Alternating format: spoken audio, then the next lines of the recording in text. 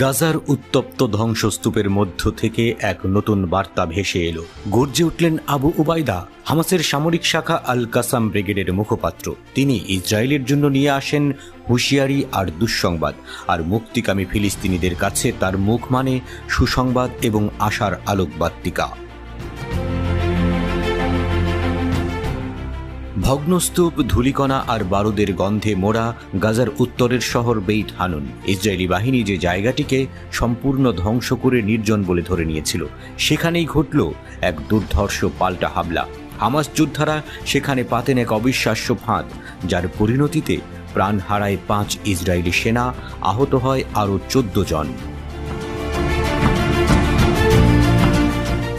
এই হামলার পর মঙ্গলবার টেলিগ্রামে এক বিবৃতি দেন আবু উবাইদা। ভিডিও বার্তা